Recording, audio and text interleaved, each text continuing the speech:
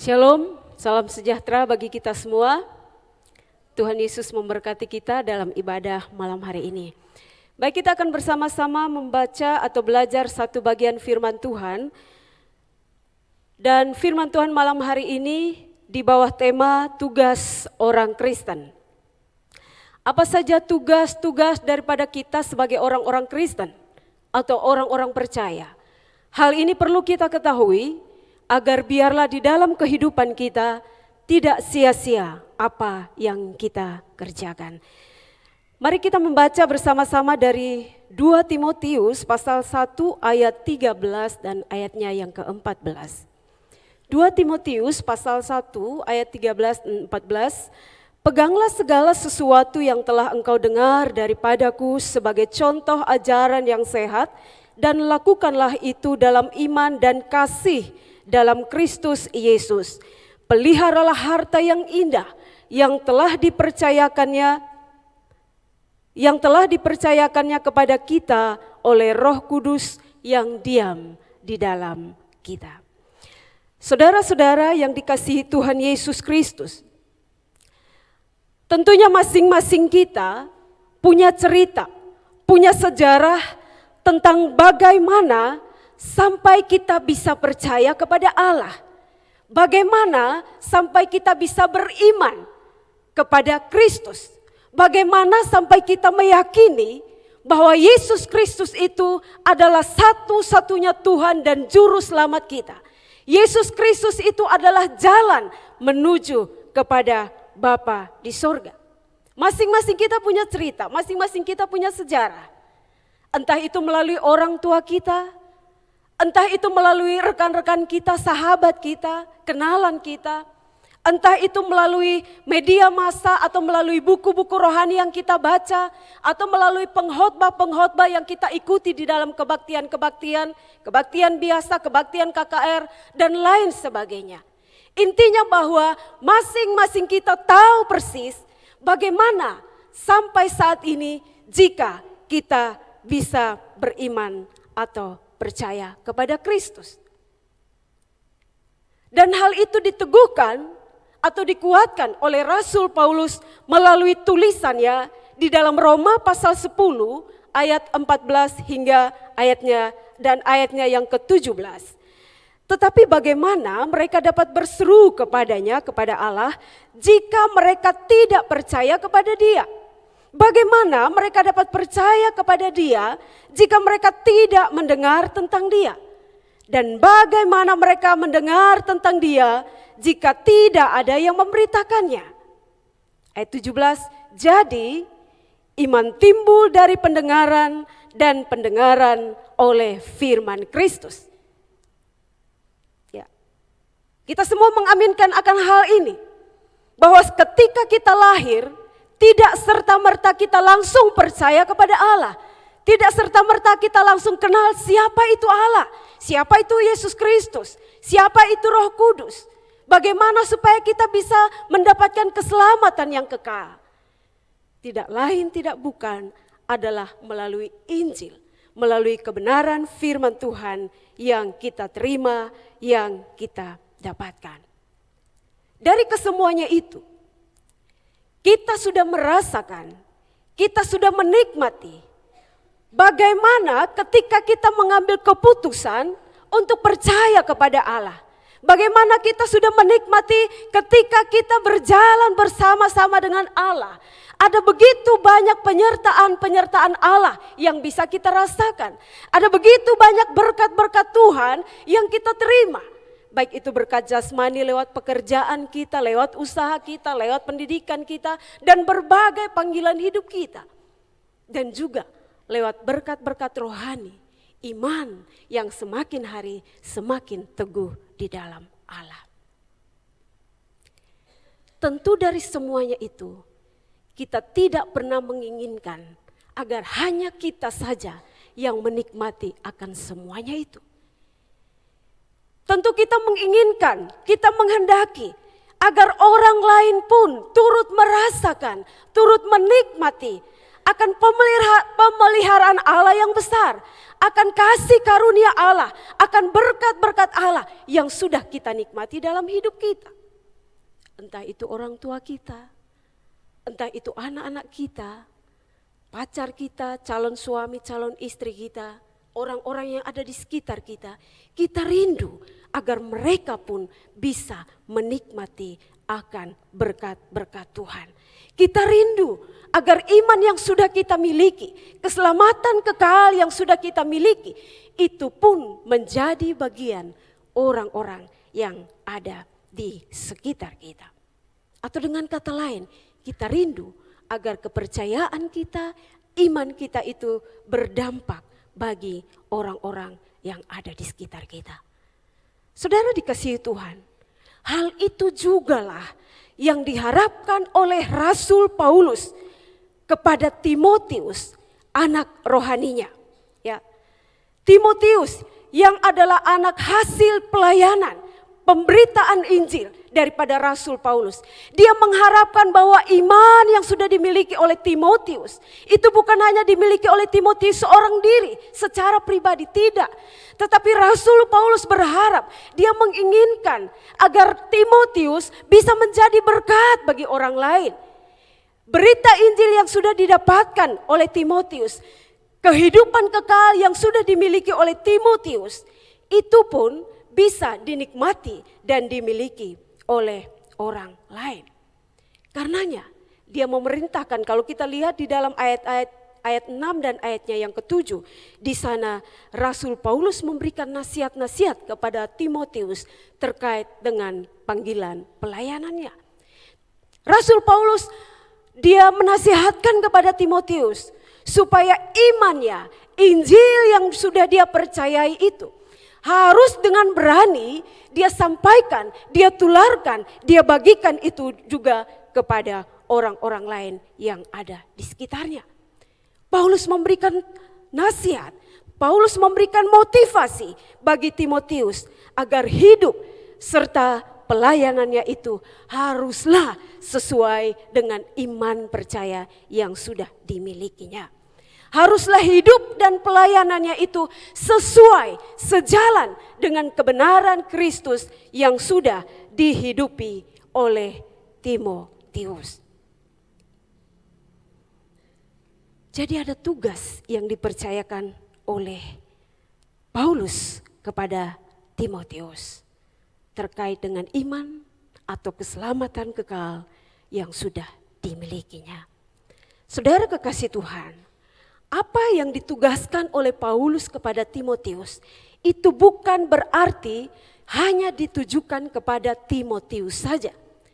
Tetapi hal ini juga berlaku bagi kita, orang-orang percaya, orang-orang Kristen, orang-orang yang sudah diselamatkan, orang-orang yang sudah yakin tentang kehidupan kekal, tentang kepastian keselamatan kekal yang kita miliki. Bukan berarti ketika kita sudah tahu siapa itu Kristus, kita sudah mendapatkan keselamatan kekal, maka kita duduk diam diri saja. Kita berpangku tangan dan tidak melakukan sesuatu untuk Tuhan, tidak. Ada tugas-tugas, ada kewajiban-kewajiban yang harus kita lakukan, yang harus kita kerjakan selagi Allah masih menganugerahkan kesempatan hidup bagi kita. Lalu pertanyaannya, apa saja tugas kita sebagai orang percaya?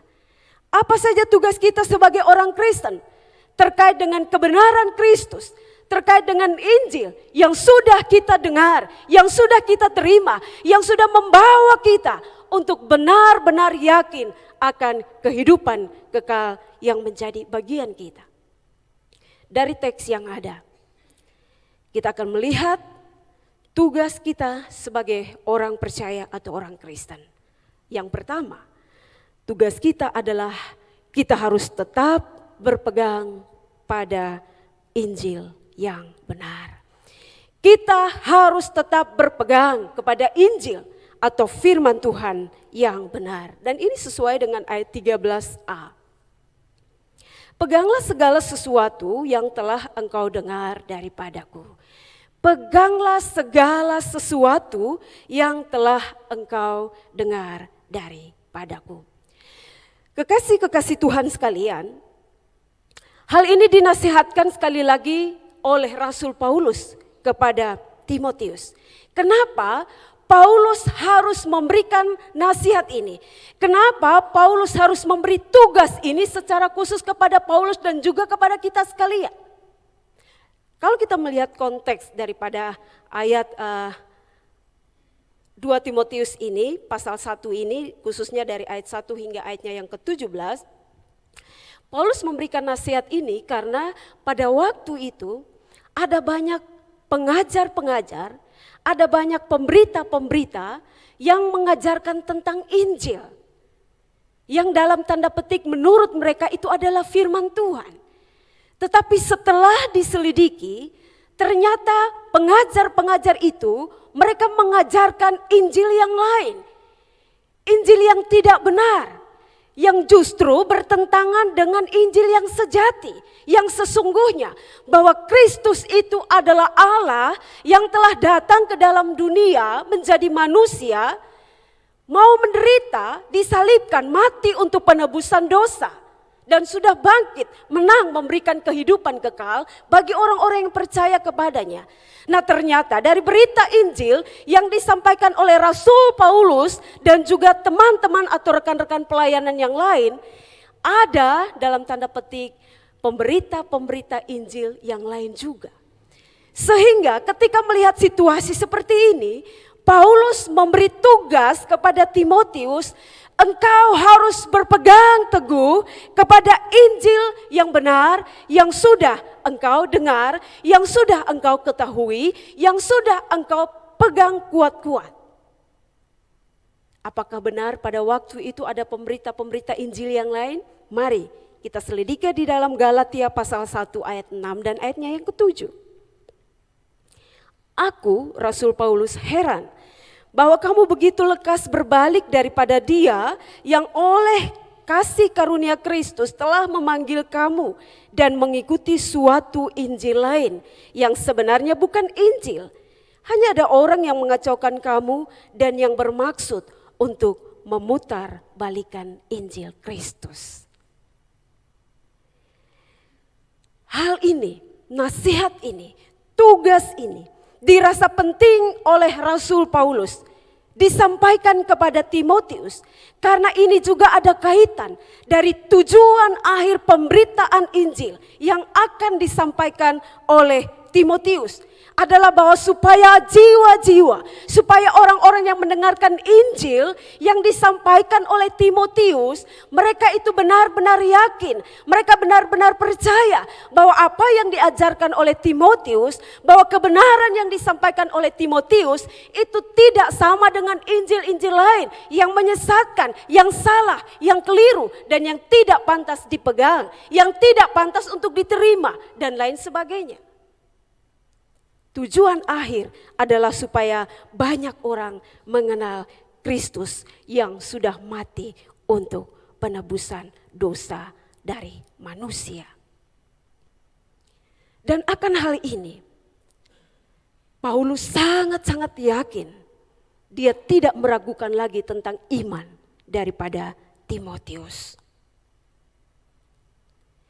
Paulus sama sekali tidak meragukan. Karena Timotius, dia punya pondasi iman yang benar-benar kuat di dalam Kristus. Bahkan dari pemahaman tentang kebenaran Kristus, tentang Injil yang sudah dipahaminya, membuat dia memiliki dasar iman yang pasti, yang sungguh-sungguh benar. Dan itu dikatakan sendiri oleh Paulus di dalam 2 Timotius 1 ayatnya yang kelima. Sebab aku teringat akan imanmu yang tulus ikhlas, yaitu iman yang pertama-tama hidup di dalam nenekmu Lois dan di dalam ibumu Eunike, dan yang aku yakin hidup juga di dalam dirimu. Hidup juga di dalam dirimu. Paulus yakin akan iman yang dimiliki oleh Timotius. Saudara-saudara yang dikasihi di dalam nama Tuhan Yesus Kristus, hal ini juga menjadi pelajaran bagi kita semua. Sekian lama pengiringan kita akan Tuhan. Kita terjun, kita aktif di dalam melayani Tuhan. Kebenaran-kebenaran yang sudah kita terima, yang sudah kita dengar. Kalau kita yakin, Roh Kudus meyakinkan kita bahwa apa yang sudah kita dengar itu adalah ajaran yang benar. Itu adalah Injil yang benar. Itu adalah firman yang pasti dan benar. Maka jangan pernah kita lepaskan itu. Pegang kuat-kuat iman itu. Pegang kuat-kuat kebenaran itu dalam seluruh kehidupan kita. Kenapa demikian? Karena kalau kita melepaskannya, maka suatu saat kita akan mengalami sendiri. Kita akan menyesal sendiri.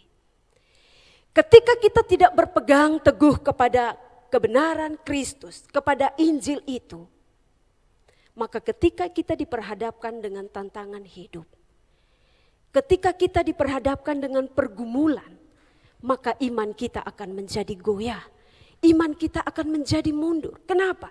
Karena kita tidak berpegang kuat-kuat kepada Injil yang sudah kita terima. Ketika ada badai, ketika ada persoalan, pergumulan di tengah-tengah keluarga, di dalam pendidikan kita, di dalam pekerjaan kita, dan di dalam berbagai aspek hidup kita, pasti kita akan mudah goyah kalau kita tidak berpegang teguh kepada firman Kristus. Oleh karena itu, malam hari ini, firman Tuhan menasihatkan kita, tugas kita sebagai orang-orang Kristen terkait dengan kebenaran Kristus yang sudah kita terima. Pegang teguh firman Tuhan itu dalam kehidupan kita. Pegang kuat-kuat dan jangan pernah melepaskan. Karena ketika kita melepaskannya, hidup kita akan menjadi sia-sia. Karena di luar Kristus, di luar Injil kebenaran yang benar itu, yang pasti itu, hidup kita akan hancur. Itulah tugas orang Kristen yang pertama. Tugas orang Kristen yang kedua, yang bisa kita pelajari dari firman Tuhan ini adalah kita harus memelihara Injil dengan benar. Kita harus memelihara Injil dengan benar. Mari kita lihat teks kita di dalam ayatnya yang ke-14. Peliharalah harta yang indah yang telah dipercayakannya kepada kita oleh Roh Kudus yang diam di dalam kita. Saudara yang dikasihi Tuhan, mengapa Rasul Paulus menyarankan agar Injil itu, kebenaran Kristus itu harus dipelihara? Karena berdasarkan pengalaman hidup daripada Paulus, berdasarkan kebenaran-kebenaran yang sudah dia pelajari, khususnya dari kebenaran Kristus ini, dia menggambarkan bahwa Injil itu seperti harta yang indah, seperti harta yang sangat-sangat berharga dan penting bagi hidupnya, bagi jiwanya. Nah, saudara, biasanya di dalam hidup kita, kalau kita menganggap suatu benda itu, misalnya emas atau perak, ya, itu adalah benda yang paling berharga dalam kehidupan kita, maka kita akan berusaha sedemikian rupa untuk memeliharanya, merawatnya, menjaganya. Ambil contoh ketika kita punya emas. Kita tidak akan letakkan atau tidak akan simpan di sembarang tempat. Taruh di dapur mungkin, taruh di meja makan mungkin, atau taruh di meja tamu, tidak. Tetapi yang saya tahu, barang berharga itu akan kita isi atau kita simpan di sebuah kotak, tempat. Lalu di dalam kotak itu atau tempat itu kita simpan di dalam lemari kita. Ya, setelah kita simpan di dalam lemari kita kunci lemari kita, dan kunci itu kita tidak biarkan bergantung di situ saja. Tetapi pasti kita akan menyimpan kunci itu di tempat yang tersembunyi pula, yang tidak diketahui oleh orang lain selain kita saja. Atau mungkin kunci itu akan kita bawa kemana-mana, karena kita tahu ada barang berharga di dalam lemari kita. Dan ketika kita menyimpan barang berharga itu di dalam lemari kita tidak akan memberitahukan siapa-siapa. Bahkan orang dalam rumah pun kita merahasiakannya. Karena kita berpikir ketika kita memberitahukan mereka, suatu saat mereka bisa pergi dan mengambil barang berharga itu. Kita pelihara, kita simpan baik-baik. Atau ambil contoh ketika kita punya tanaman yang menurut kita itu berharga. Bagi ibu-ibu atau nona-nona yang kecintaannya pada bunga mawar atau kamboja atau pokoknya ada satu jenis bunga yang menurutnya itu bunga kesayangannya. Dan itu adalah sesuatu yang berharga. Saya percaya bahwa bunga itu akan dia akan membeli vas atau pot yang bagus untuk ditanami bunga itu. Bahkan tanah yang akan dipakai untuk menanam bunga itu pun tidak sembarang tanah. Dia mungkin pilih tanah yang terbaik, membeli tanah organik yang biasa dijual atau mungkin dikasih pupuk dulu, dicampur dengan tanah lalu ditanam bunga itu, bunga kesayangan itu. Setelah ditanam tidak dibiarkan begitu saja. Disiram setiap hari, diperhatikan setiap hari. Jangan-jangan ada tangan jahil yang sudah merusaknya, mencabutnya. Ataupun mungkin ada binatang hama atau binatang-binatang atau hama yang bisa saja memakan dan merusakkan tanaman berharga kita itu. Kita siram, kita kasih pupuk, kita perhatikan setiap waktu. Dan ketika ada orang yang datang merusak, pasti kita akan marah kepada mereka. Nah, ini contoh-contoh barang yang menurut kita itu berharga nilainya, itu penting, kita akan jaga, kita akan pelihara. Tidak boleh ada orang yang mengambilnya, tidak boleh ada orang yang merusaknya. Hanya kita yang bisa menyimpan, merawat dan memeliharanya. Nah, kalau benda, kalau tanaman saja yang menurut kita itu berharga dan bernilai penting, kita jaga dengan begitu rupa. Kita pelihara, kita rawat dia dengan baik-baik. Bagaimana mungkin dengan firman Tuhan yang adalah Injil Kristus, yang adalah pribadi daripada Allah itu sendiri, tidak kita pelihara dengan baik-baik dalam kehidupan kita. Hanya orang bodoh saja yang tidak memelihara dengan baik-baik iman atau Injil yang sudah diterimanya, yang sudah diyakininya bahwa Injil itu akan memberikan kehidupan kekal baginya, akan memberikan keselamatan kekal baginya. Karena dia yakin bahwa Injil itulah yang akan memampukan dia, yang akan menolong dia di dalam menjalani hari-hari hidupnya. Karena firman Tuhan berkata, Injil itu adalah kekuatan Allah yang menyelamatkan. Roma 1 ayat 16 dan ayatnya yang ke-17. Sebab aku mempunyai keyakinan yang kokoh dalam Injil. Karena Injil adalah kekuatan Allah yang menyelamatkan setiap orang yang percaya. Pertama-tama orang Yahudi, tetapi juga orang Yunani. Sebab di dalamnya nyata kebenaran Allah yang bertolak daripada iman dan memimpin kepada iman. Seperti ada tertulis, orang benar akan hidup oleh iman. Sidang jemaat yang dikasihi Tuhan Yesus Kristus, begitu bernilai dan berharganya Injil itu bagi kita orang-orang Kristen. Begitu bernilai dan begitu berharganya firman Tuhan itu bagi kita orang-orang yang percaya kepadanya. Karenanya Injil itu harus dipelihara dengan baik-baik. Bagaimana cara kita memelihara agar Injil itu tetap terpelihara di dalam seluruh kehidupan kita? Tidak lain tidak bukan dengan belajar, membaca, merenungkan, menggali, memperhatikan atau mempelajari firman Tuhan itu dengan baik. Mengikuti setiap khotbah-khotbah Kristen yang disampaikan. Membaca setiap buku-buku rohani yang membuat iman kita semakin hari semakin kuat dan kokoh di dalam Allah. Bahkan kalau di gereja ini ada kelas PA setiap hari Rabu. Bagi kita yang rindu agar iman kita tetap terpelihara, agar Injil itu tetap terpelihara dalam kehidupan kita, kita mengikuti PA agar wawasan kita boleh bertambah, tetapi iman kita juga semakin kokoh dan kuat di dalam Kristus. Terkait dengan pemeliharaan Injil itu di dalam kehidupan kita, kita bisa ambil contoh dari kehidupan jemaat mula-mula yang dituliskan di dalam Kisah pasal 2 ayat 42. Bagaimana mereka memelihara Injil Kristus itu dalam kehidupan mereka. Mari kita membaca Kisah 2 ayat 42. Mereka bertekun dalam pengajaran rasul-rasul, sekali lagi, mereka bertekun dalam pengajaran rasul-rasul dan dalam persekutuan. Dan mereka selalu berkumpul untuk memecahkan roti dan berdoa.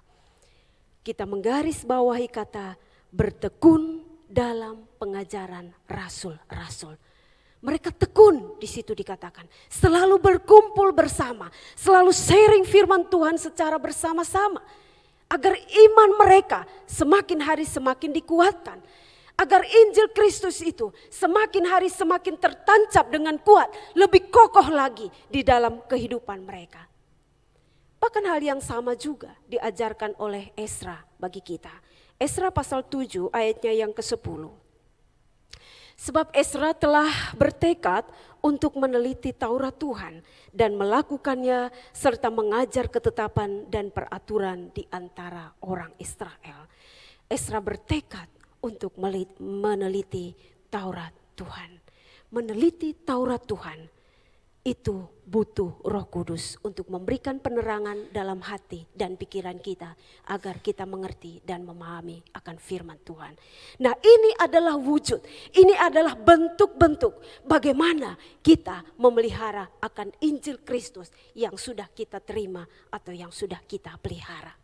Pertanyaan bagi kita sekalian, selama kita mengiring Tuhan, selama kita melayani Tuhan, sejauh mana kita telah memelihara akan Injil Kristus itu dalam kehidupan kita?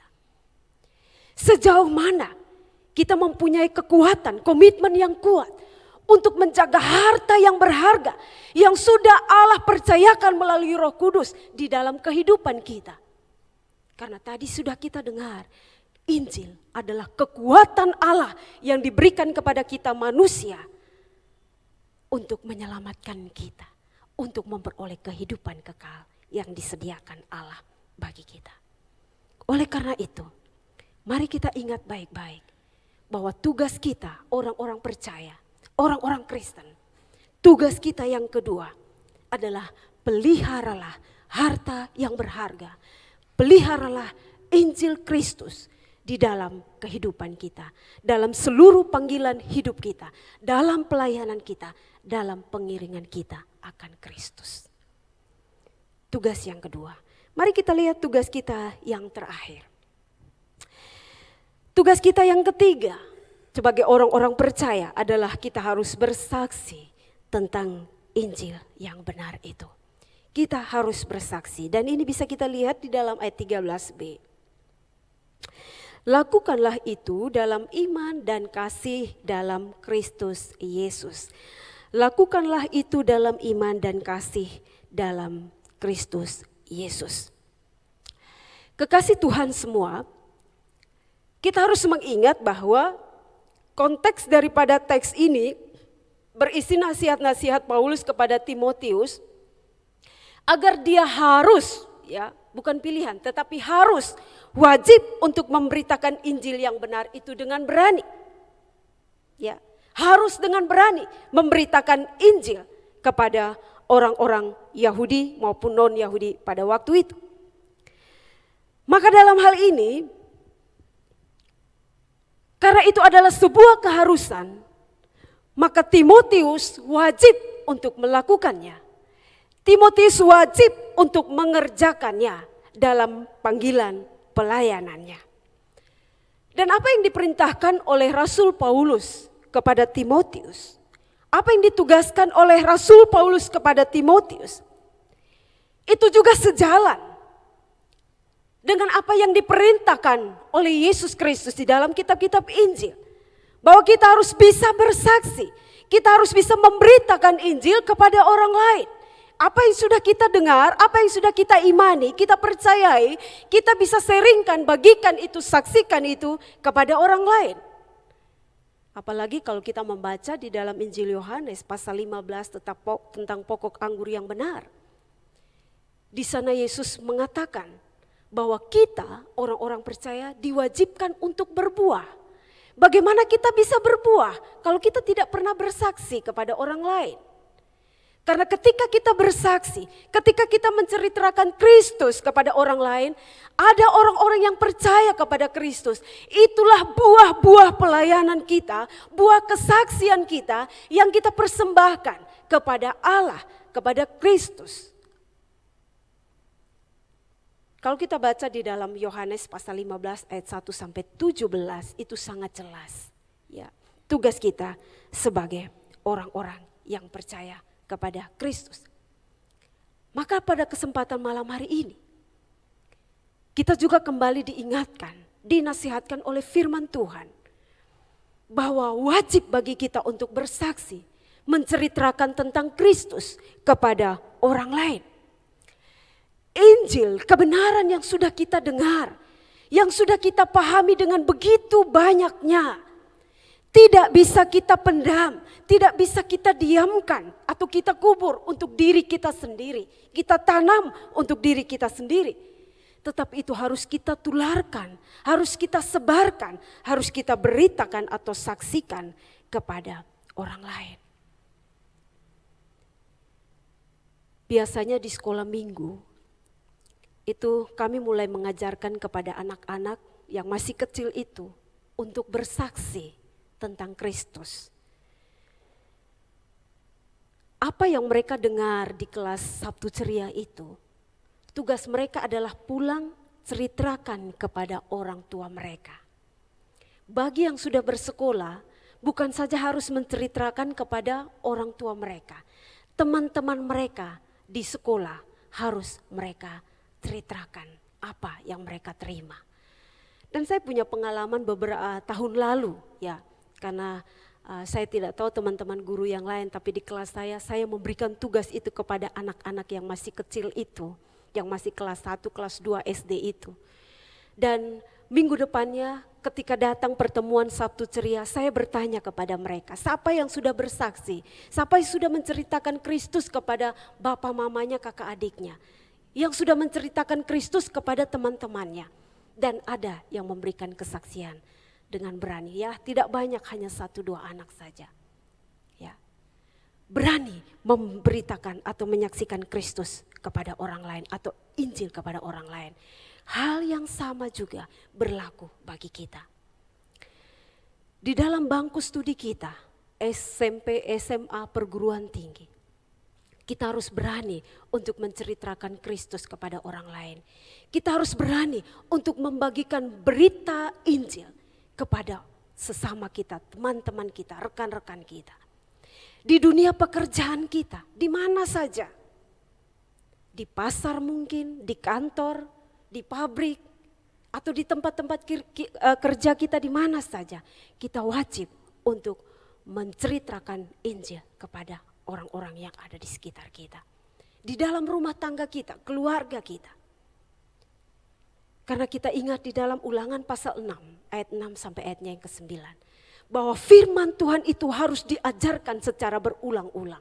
Disampaikan secara terus-menerus. Itu adalah bukti bahwa kita menyaksikan tentang Kristus itu. Tentang Injil yang benar itu kepada sekitar kita, kepada sekeliling kita.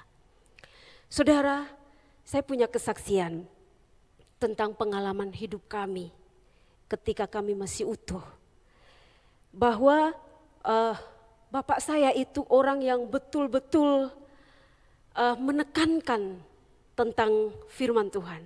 Di rumah kami itu dulu ketika kami masih kecil-kecil, kami jumlah bersaudara itu ada 7. Ya, kakak adik 7 orang ditambah bapak mama 9, tetapi ada juga anak dari keluarga bapak mama yang tinggal di dalam rumah. Semua wajib ikut doa pagi dan doa malam, tidak boleh tidak. Dan bapak saya itu, almarhum bapak saya itu terkenal kalau dia sudah bagi firman Tuhan sampai kita begini-begini pun dia tetap berbicara. Dia tidak peduli kau ngantuk, kau mau tidur atau bagaimana, dia tetap berbicara 1 jam, 1 jam. Itu setiap hari. Karena dia berpegang kepada ayat firman Tuhan yang tadi saya sebutkan di dalam Ulangan 6 ayat 6 itu. Firman Tuhan itu harus diajarkan berulang-ulang. Dia bilang kalau Bapak tidak ajarkan ini maka Bapak melanggar akan firman Tuhan. Bahkan bukan itu saja pengalaman itu yang dia ajarkan kepada kami anak-anaknya. Tetapi pengalaman hidupnya ketika dia berkunjung kepada tetangga-tetangga, kepada keluarga-keluarga, dia tidak pernah membicarakan hal-hal lain selain dia mengajarkan atau menyampaikan firman Tuhan. Dia itu orangnya pendoa syafaat. Siang-siang kalau dia sudah tidak ada aktivitas, tidak ada kerja lain selain baca firman Tuhan. Itu kerja dari almarhum bapak saya. Jadi ketika dia berjumpa dengan siapa saja, dia akan ceritakan apa yang dia baca, apa yang akan dia pelajari. Termasuk di dalamnya pernah satu kasus, karena bapak ini juga pengajar katekisasi di gereja. Dan kadang-kadang anak-anak pemuda itu mereka sudah mabuk duluan, baru pergi ikut katekisasi. Ya. Jadi pernah Bapak tidak takut dengan manusia. Dia tetap saja memberitakan Injil, dia tetap saja memberitakan kebenaran. Dan suatu saat ada kasus, karena dia pergi beritakan firman kepada orang mabuk yang notabene sebenarnya itu masih pangkat anak dari pihak keluarga kami. Lalu Bapak itu karena orang ini saking jengkelnya dalam keadaan yang tidak normal, yang lagi mabuk, dia pegang kerah bajunya Bapak dan mau pukul. Tapi ada anak-anak lain yang menahannya. Ya. Saya tidak lihat kasus orang mau pukul Bapak atau apa, tapi saya melihat semangat pemberitaan Injil yang dimiliki oleh almarhum Bapak saya sangat luar biasa. Dan itu jujur berbeda dari saya dan juga berbeda dari saudara-saudara saya yang lain. Kami tidak punya spirit yang sama seperti Bapak. Kadang-kadang kita mau bertemu dengan orang, mau beritakan Injil kepadanya, perasaan takut masih ada. Saya akan diterima atau ditolak ketika saya membagikan berkat firman Tuhan, ketika saya memberitakan Injil kepadanya. Ya, tapi kalau almarhum Bapak saya tidak. Siapa saja yang dijumpainya, dia pasti akan bersaksi tentang Kristus. Dia pasti akan memberitakan kebenaran yang dipelajari atau yang dipahaminya. Dan bahkan kadang-kadang sampai ada tetangga yang datang dan mengeluh kepada kami, minta tolong kami sampaikan kepada Bapak supaya jangan pergi lagi ke rumah mereka. Karena apa? Kadang-kadang mereka sudah jenuh dan bosan. Katanya menurut pengakuan mereka bahwa Bapak itu setiap kali datang tidak pernah memberikan nasihat lain selain firman Tuhan yang diberikan. Dan kadang-kadang kami juga malu dan kami menegur Bapak. Dan ketika kami menegur malah kami lagi yang dimarahi oleh Bapak. Dan akhirnya ya sudahlah, kami memberikan kesempatan itu kepada Bapak. Saudara kekasih Tuhan, tugas kita sebagai orang percaya, orang-orang yang sudah diselamatkan oleh Kristus, orang yang sudah menikmati dan merasakan kasih dan pemeliharaan Allah, adalah kita harus mampu dan berani bersaksi kepada orang lain. Kita tidak usah berpikir seperti apa yang tadi saya katakan, takut, malu bagaimana saya harus memulainya, membicarakannya. Kita tidak usah takut kita akan ditolak atau diterima. Kita tidak usah takut apakah apa yang akan kita sampaikan dimengerti, dipahami oleh orang itu atau tidak. Karena kalau kita diberikan keberanian untuk beritakan, beritakanlah sesuai dengan kebenaran yang kita pahami. Karena urusan dia percaya atau tidak, itu bukan urusan kita, itu adalah urusan Tuhan. 1 Korintus 3 ayat 5 hingga ayatnya yang ke-9. Jadi apakah Apolos, apakah Paulus, pelayan-pelayan Tuhan yang olehnya kamu menjadi percaya, masing-masing menurut jalan yang diberikan Tuhan kepadanya. Aku menanam, Apolos menyiram, tetapi Allah yang memberi pertumbuhan. Karena itu yang penting bukanlah yang menanam atau yang menyiram, melainkan Allah yang memberi pertumbuhan. Baik yang menanam maupun yang menyiram adalah sama, dan masing-masing akan menerima upahnya sesuai dengan pekerjaannya sendiri. Karena kami adalah kawan sekerja Allah, kamu adalah ladang Allah, bangunan Allah. Tidak usah takut, tidak usah khawatir. Tidak usah ragu apakah pemberitaan kita diterima atau tidak. Yang penting ketika kita lihat ada kesempatan, ada peluang, kita saksikan, kita ceritakan pengalaman hidup kita berjalan bersama Kristus. Bagaimana pemeliharaan Allah yang sempurna, yang nyata terjadi dalam hidup kita. Kita bagikan itu, kita seringkan itu kepada orang lain. Kita saksikan Kristus kepada orang lain. Saudara-saudara yang dikasihi Tuhan Yesus Kristus. selagi kita masih diberikan kesempatan, mari kita perhatikan baik-baik 3 tugas ini sesuai dengan nasihat firman Tuhan bagi kita semua. Di mana saja kita berada, mari kita membuat sebuah komitmen. Kita membuat suatu janji di hadapan Tuhan. Bahwa iman, keselamatan yang sudah saya miliki tidak akan menjadi milik saya sendiri saja. Tetapi itu pun harus menjadi milik orang lain juga. Berita Injil yang sudah kita mengerti dan kita pahami, harus kita pegang baik-baik itu dalam kehidupan kita. Harus kita pelihara dengan baik-baik dalam kehidupan kita.